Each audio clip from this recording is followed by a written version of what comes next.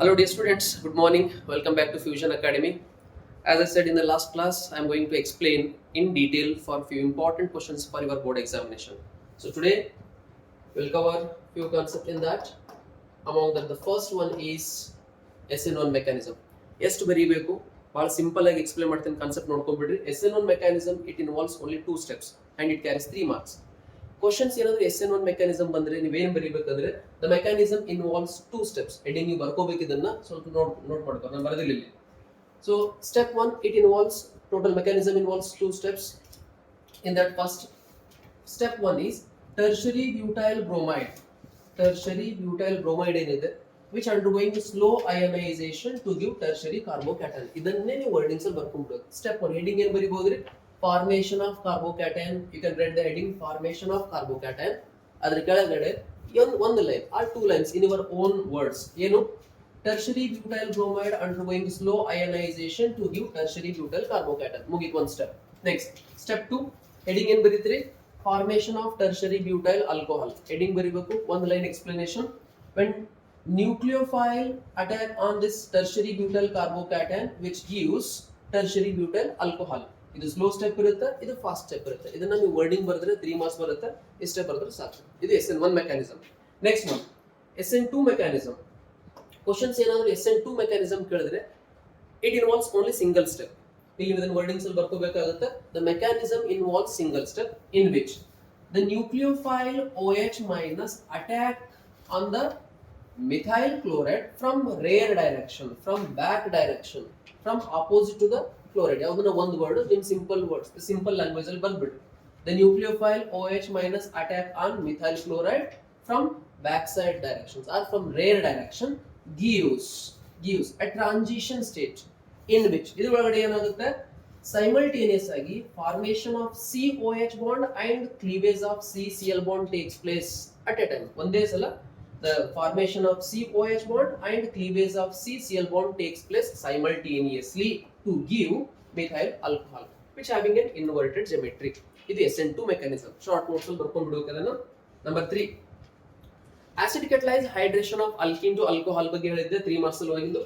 So acid catalyzed hydration of alkene to alcohols ಅಲ್ಲಿ it involves 3 steps. Step 1 heading you can write formation of carbocation. Step 2 ಅಲ್ಲಿ formation of protonated alcohol. Step 3 ಅಲ್ಲಿ formation of alcohol. Same common ಆಗಿ ಬರ್ಕೊಂಡ್ಬಿಟ್ರೆ easy ಇರುತ್ತೆ. So first one formation of carbocation ಹೆಂಗ್ form ಆಗ್ತಾ ಇದೆ ನೋಡ್ರಿ. Starting I have taken ಅಲ್ಕಿನ್, ಒಂದು proton add ಮಾಡ್ತಾ ಇದ್ದೀನಿ. ಸೊ ವರ್ಡಿಂಗ್ ನೀವು ಎಕ್ಸ್ಪ್ಲನೇಷನ್ ಏನು ಬರೀತಿರಲಿ? protonation of alkene gives rise to carbocation. One line close. ಒಂದು ರಿಯಾಕ್ಷನ್ ಬರ್ಬಿಟ್ರೆ ಮುಗೀತು. Step 1. Step 2 heading formation of protonated alcohol ಇದೆ. ಏನು ಬರೀಬೇಕ್ರಿ? The nucleophile water attack on carbocation to produce protonated alcohol.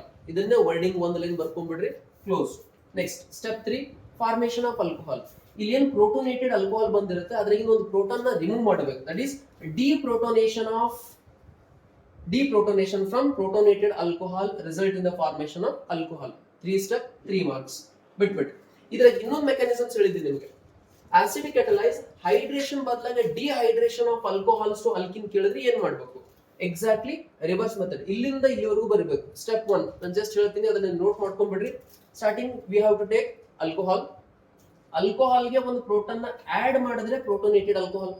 So ಬರೀಬೇಕಾದ್ರೆ mechanism formation of protonated alcohol, formation of carbocation, formation of alkene. Completely reverse ಬಂದ್ಬಿಟ್ಟು. Step 1 formation of protonated alcohol. Alcohol ಗೆ ಪ್ರೋಟೋನೇಷನ್ ಮಾಡಿದ್ರೆ protonated alcohol ಬರುತ್ತೆ. ಒಂದು step. Step 2 ಪ್ರೋಟೋನೇಟೆಡ್ alcohol ಇಂದ ಒಂದು water molecule elimination ಮಾಡಿದ್ರೆ carbocation. Reverse ಬರ್ತಾ ಇದೀನಿ. So removal of water molecule from protonated alcohols to form carbocation. Removal of a proton from carbocation to give alkene. ಇದಕ್ಕೆ ಕಂಪ್ಲೀಟ್ ರಿವರ್ಸ್ ಬಂದಿರುತ್ತೆ. ಅದನ್ನ ಚೆಕ್ ಮಾಡ್ಕೊಂಡು verify ಮಾಡ್ಕೊಂಡ್ಬಿಡೋದು. ನೆಕ್ಸ್ಟ್ ಇನ್ನೊಂದು ಮೆಕ್ಯಾನಿಸಮ್ ಇದೆ, addition of HCN to carbonyl compound.